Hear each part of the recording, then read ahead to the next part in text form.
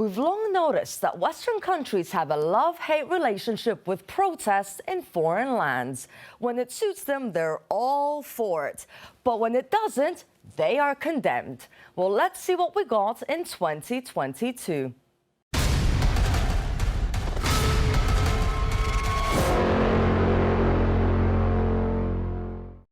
Protests break out in Iran after the death of a young woman behind bars, after she was detained by the country's morality police for improperly wearing a headscarf. While authorities said she died of a pre-existing medical condition, her relatives claimed her detention was the cause. Well, protests gained momentum, and the whole thing turned into an opportunity for the concerned West to jump in.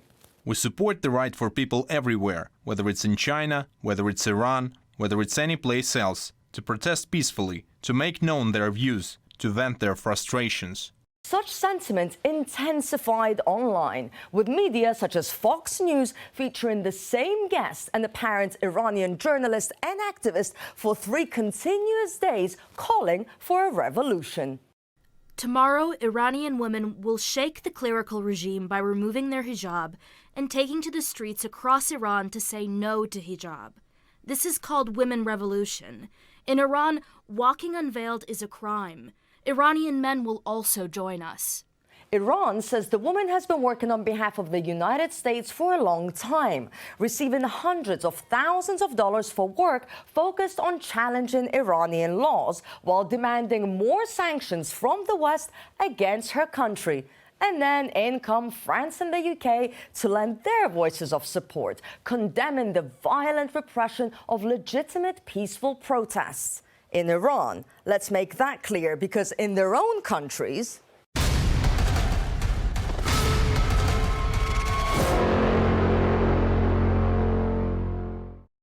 the UK was busy passing laws that significantly restrict the right to such protests, and that's despite hundreds rallying in various cities across the UK calling for an end to the bill, which has also been condemned by human rights activists.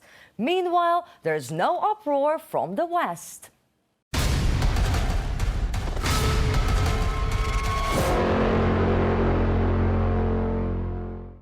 In France, it's year 4 of the so-called Yellow Vests movement, weekly protests aimed at economic and political reforms. At various times, hundreds of thousands of people rallied. But did the French government observe them peacefully?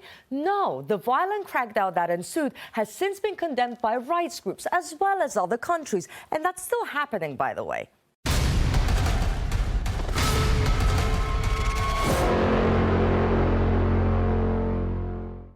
Moving on to China and the mass protests against the country's strict zero-COVID policies.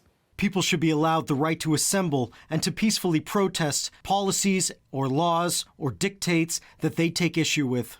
The White House supports the right of peaceful protest. So it's okay to protest in China and Iran, but not France or the UK. You got that, right? And America's support comes with a warning, as well as some more encouraging words from its pals.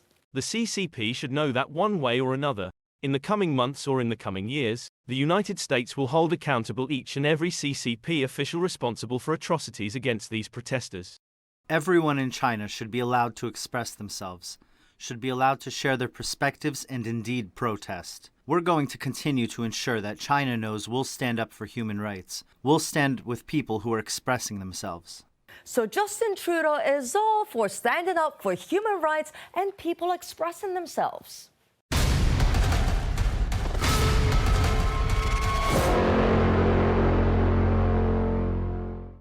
Well, let's discuss Canada's Freedom Convoy, shall we? A series of protests against COVID-19 policies that saw hundreds of convoys joined by thousands of protesters to block roads and border crossings. Organizers crowdfunded millions for this, and now they're on bail facing several charges, while calling for a Freedom Convoy 2.0. All nonsense, according to their Prime Minister.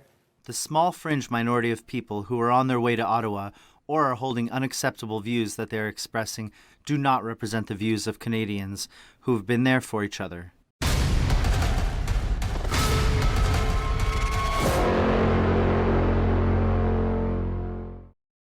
And then there's the so-called democracy in Peru.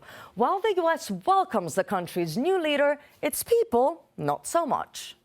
The U.S. welcomes President Boluarte and looks forward to working with her administration to achieve more diplomatic, prosperous and secure region. We support her call for a government of national unity and applaud Peruvians as they unite in support of their democracy. We don't agree with the way our president was ousted with lies and trickery. Boluarte doesn't deserve to be president. She hasn't been elected by the people. We're defending our democratic rights. We don't want to be governed by a usurper.